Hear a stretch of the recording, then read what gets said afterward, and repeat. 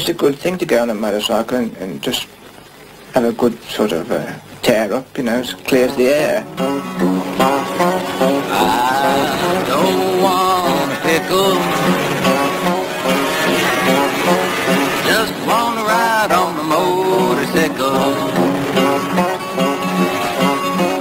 I don't want a tickle, 'cause I'd rather ride on my motorcycle. I don't want to die, just want to ride on my motorcycle.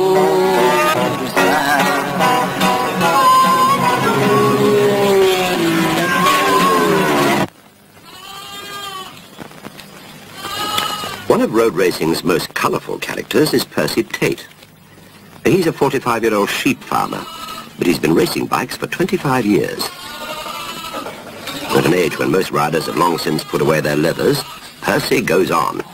It seems the older he gets, the keener he gets, and the faster he rides. Oh, I think the biggest thing is keeping fit. This is probably the reason why I've kept racing so many years, you know. I've got to dash about feeding the animals, and if you can dash about feeding those, and just keeps your mind alert. And of course I was testing motorbikes all the time and keeping an eye out for the police when I was, you know, and that kept me awake.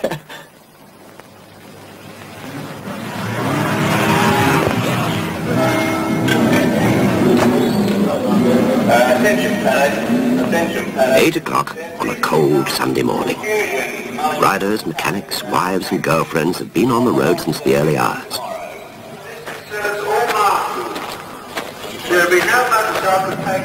Today, Percy is the leading rider. And last night he afforded himself the luxury of a local hotel. Percy is an enthusiast. He hasn't the backing of a works team to pay him a fat salary. But even if he wins both of his events today, he'll only pick up £50. And replacing parts on a machine that already cost something like £3,000, that money won't go far.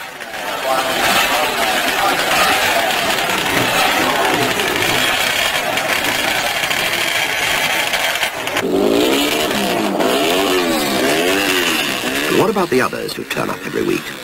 Many with bikes on HP and all their own expenses to pay. There's more enthusiasm with motorcycles than there is with any other sport, I'm sure there is. Everybody that's involved in motorcycles, it just seems that they're just wonderful people. I'm the urban spaceman, baby, I've got speed. I've got everything I need. I'm the urban spaceman, baby, I can fly. I'm a supersonic guy. I don't need pleasure, I don't feel pain. If you were to knock me down, I'd just get up again. I'm the urban spaceman, baby, I'm making out. I'm all about. I wake up every morning with a smile upon my face. My natural exuberance spills out all over the place.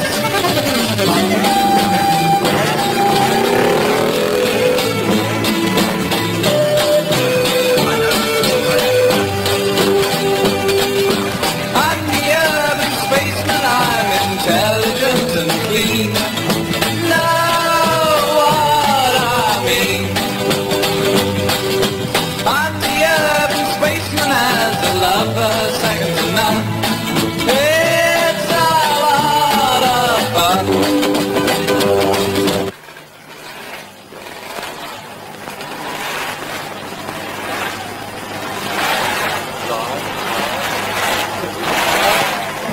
I never know how it's going to go. You can never say you're going to win a race or finish second or third, you know. You always like to think you are going to win, you know.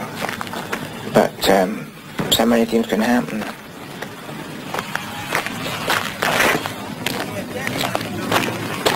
Now I like to go to a race meeting and thinking I can't win.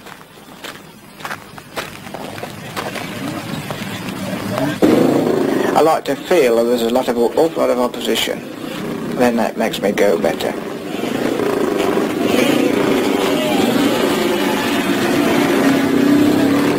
I don't tend to be scared because when you go racing, you are your own boss. When you get hold of the throttle, I mean, you go as fast as you want to go. I mean, if you feel okay, well, you go quick. If you don't feel so good, well, you don't go quite so quick. It's entirely how you feel. You do get a little bit tensed up, you know. I don't like to think about anything apart from making a good start.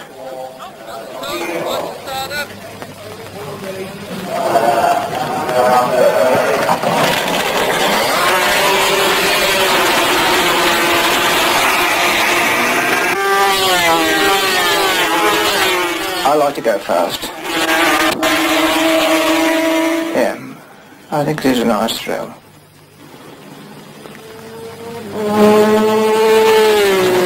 And when you go along the back straight, you know, and then get those, you know, lovely curves, it sort of gets you going a bit.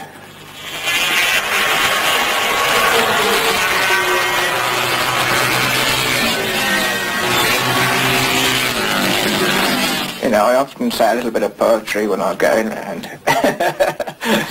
The faster the fairies, faster than witches, bridges, houses, hedges and ditches. And even the gun of a wink of an eye, painter stations go holidays by. Here's a child who scrambles and crambles all by herself, a gathering brambles.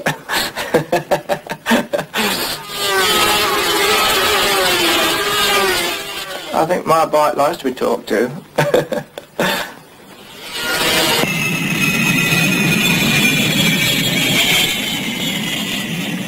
The weekend club riders are the backbone of road racing. But this is a sport that has its jet-setting superstars too.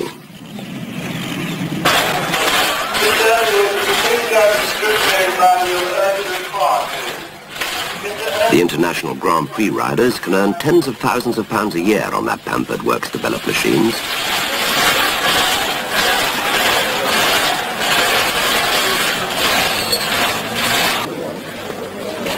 Thirteen-times world champion Giacomo Agostini is Italy's heartthrob and a national hero with fans that follow him like a pop star.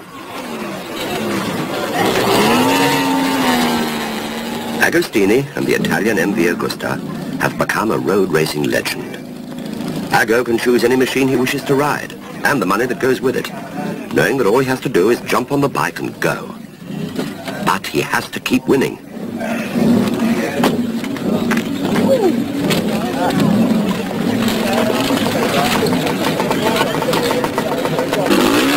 His greatest rival has always been Luton-born Phil Reed, who has now taken Agostini's 500cc world title.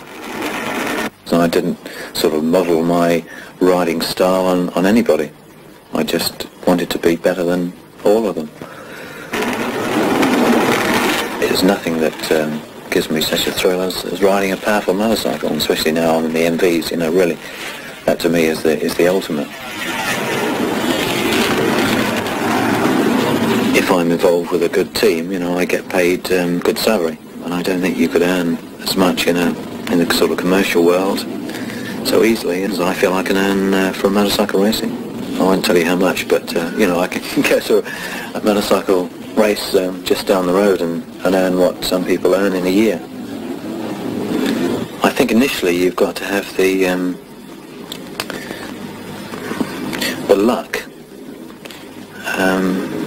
and somehow you've got to be born into it. You've got to start at a very early age, and you've got to have this interest developed, this sort of determination or dedication to get over the problems you might have.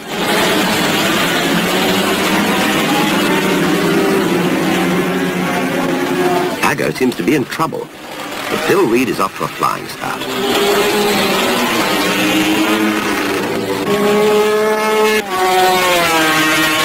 Phil Reed has style.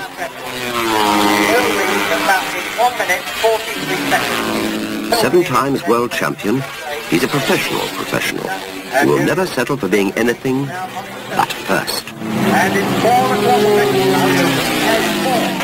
Certainly it's given me a chance to see the world, and also given me a sort of certainly a high standard of living, and enabled me to do more for my wife and family.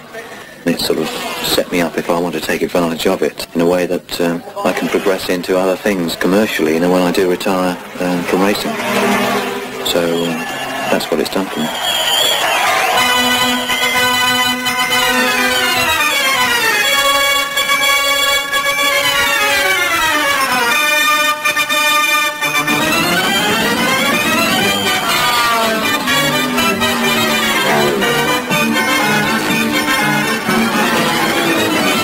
If your wife wants to be in on the action too, why not offer her a comfortable chair?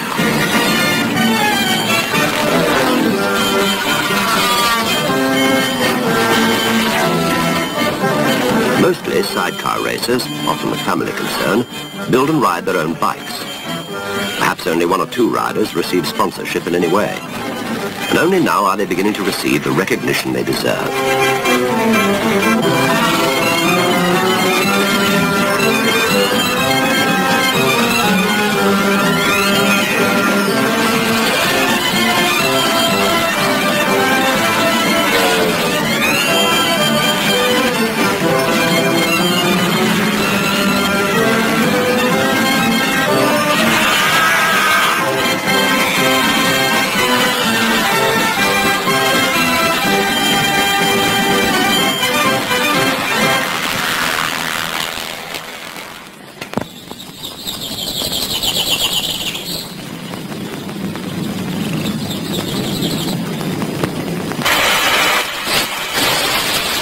On the edge of Truxton Circuit, near Andover, is the heart of Britain's racing effort.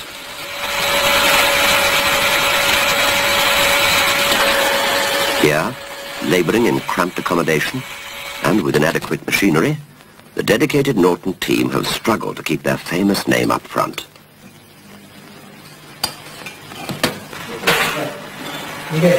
One man with a dream of producing a British world beater is Norton's chief development engineer and the team's #1 rider, Peter Williams.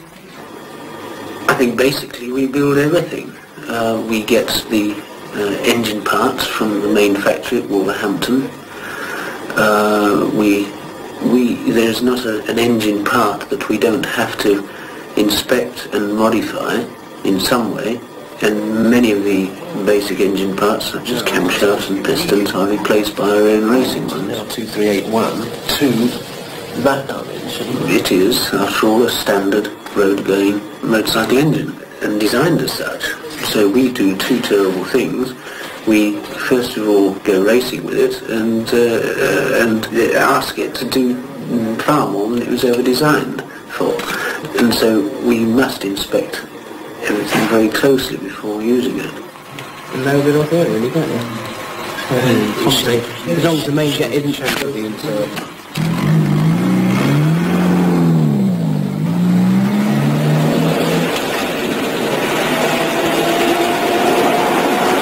In spite of all our racing efforts, it is the Japanese who dominate world sales. By promoting a bright new image, the manufacturers gave motorcycles a new popularity.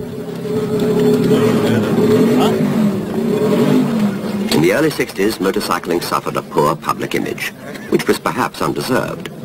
It's got some evil, coloured black image, motorcycling, even to the extent that people, if you ride a motorcycle, people naturally think that you wear black, not white, black leather all the time. Peter Williams' teammate is Dave Croxford. I suppose it's like any youngster, you get a motorbike and you go to the crowd. We used to have a place down called the Ace Cafe, which is one of these notorious cafes all the lads used to hang out. And from there, well, mainly I suppose I lost my licence, which eventually happens to all the lads, mate. And that year, which I lost my licence, I still used to go down to CAF. And there's a couple of guys down East who do sidecar racing, and they wanted a passenger. So it sounded my scene. I thought, I'll have a go at this. So we used to go at some deserted aerodrome. I had my own bikes. Then, I could go to sort of parties, and, you know, I'd wake up with stinking hangovers. And I used to get on the bike and send it down the straights, and I used to get away with it. But now, you can't. Maybe it's because I'm older, but now I'll take a few exercises, and I'm keener. You know, I'm putting a bit more into it, I think.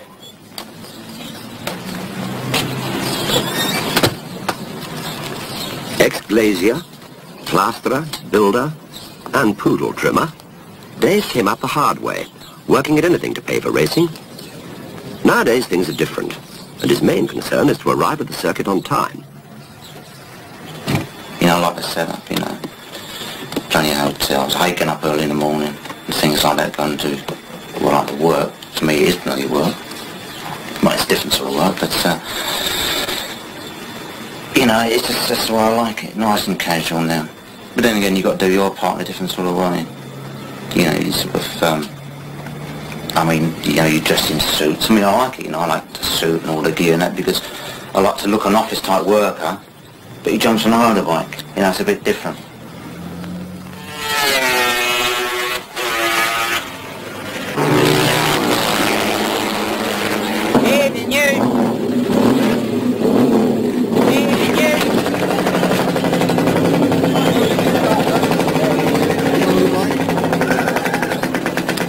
When the Norton riders arrive, the bikes are already being prepared and tuned by the works mechanics. Everything has got to be spot on, because if the bike isn't, no way are you going to win.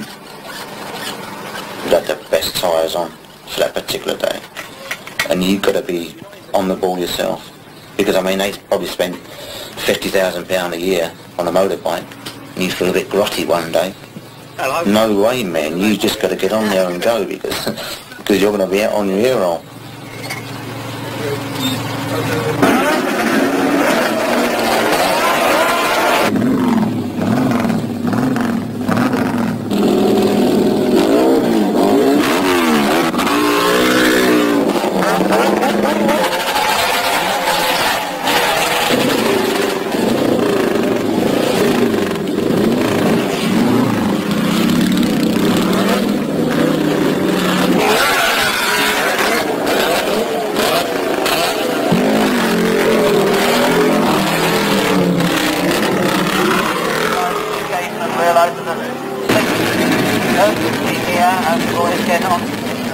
You weigh it up by the position you're on the grid. And I always like to ride the grid and be at brands on the outside, because the first bend is paddock, and you know I find that you get all these guys, they tend to queue up there, and I like to sort of whistle round. So I'm thinking, you know, I'm going to have to take a lot of guys to be in the race. So on the first lap, the race decided, and so if you're not up front, especially when you've got a high-class race where you've got all the good guys.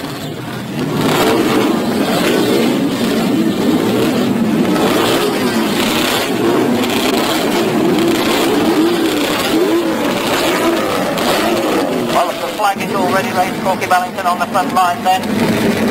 And all eyes on the starter, Jeff Barry in the second row. They're taking the flag down and waiting on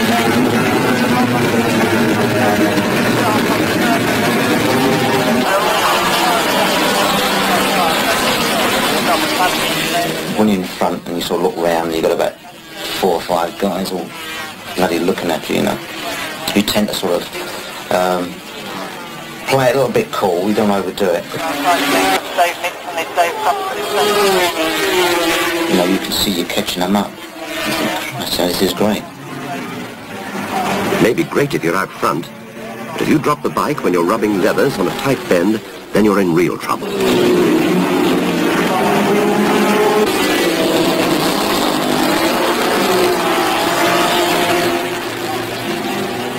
There's a yellow flag and an oil flag here at Westfield. Something must have happened up at Dingledale out of my sight. We've got the yellow warning flag and the oil flag. It always worries me when I see another rider come off, and especially if you know them. You know, it tends to, it does slow you up quite a bit. Yeah, it's very worrying. I don't like to see anybody come off. I've had my share of coming off, but you just, you're either lucky, you've got to be pretty lucky. I've come up quite a lot. I broke my back at Aintree.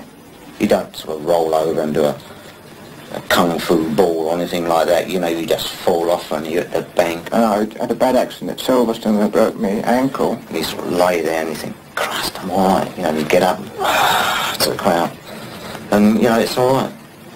But then you limp around for about 3 months. But probably the worst one I've ever had in my life was on a scooter, Tina scooter, when I broke my leg. And I was only doing about 15, 20 miles an hour. When I fell off at Brands 4 times, it was raining. I kept going out and coming in and falling off, going out, falling off. But it's all a part of the game, you know. If I think you don't fall off now, then you're not going quick enough. It happens quickly, although it happens very slowly in your mind. You can see it all happening. And you know either you're going to be lucky and you're going to slide into straw bales or onto grass, or you're going to run into something very hard. But obviously obviously at all, but I try and relax and control how I fall and prepare to for the impact.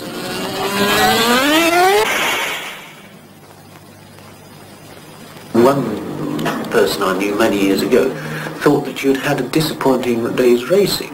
Quite seriously, she said this, a disappointing day's racing if you hadn't fallen off. Whereas the opposite is the truth, of course, that you go racing with the intention of staying on in order to win the race. Now that is the object of the whole exercise.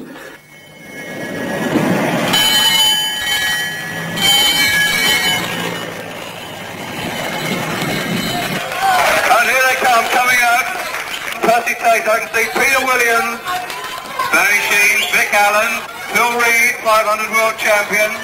Have you ever seen them look like this? Every rider is aware of the dangers of racing, because all of them have been hurt at some time or another. It is for this reason that they get together at charity football matches for injured riders. Phil, very clever bit of footwork there, proving that he can't just handle an MV Augusta. Well, why do they race motorcycles? At the end of the day, everyone has probably got something. For Phil Reed, yet another trophy for the mantelpiece. And for Peter Williams, it may be the satisfaction of seeing his design in action. For Dave Croxford, the acclaim of the crowd.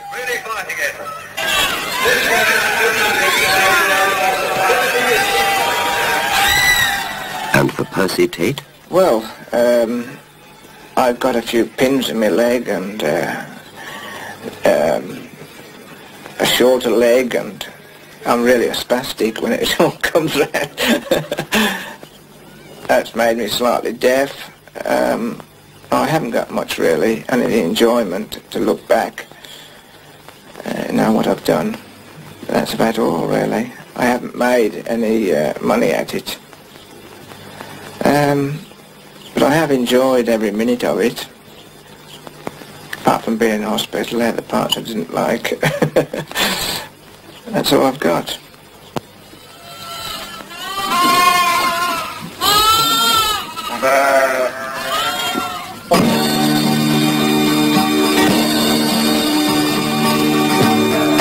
Thank you for the day,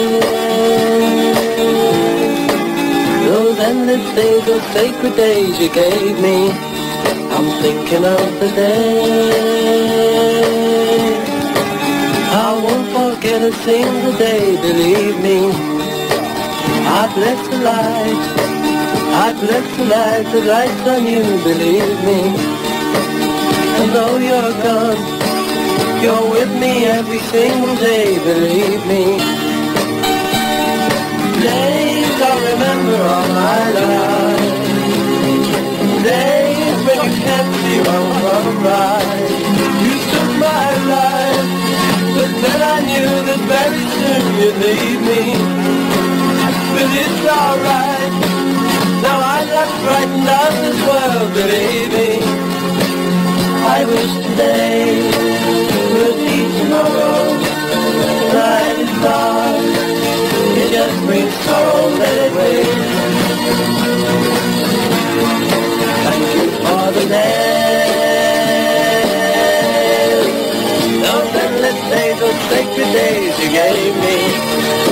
thinking of the day. I won't forget a single day, believe me. Days I remember all my life. Days when exactly on my mind. You took my life, but then I knew that very soon you leave me. But it's alright, now I'm not frightened of this world, believe me.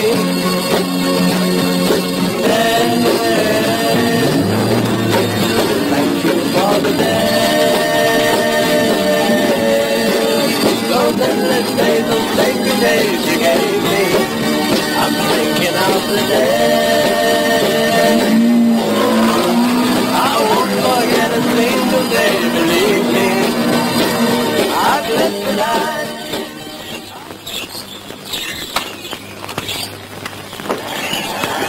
Well, I keep saying every year I'll have to pack it up, but next year comes and away I go again,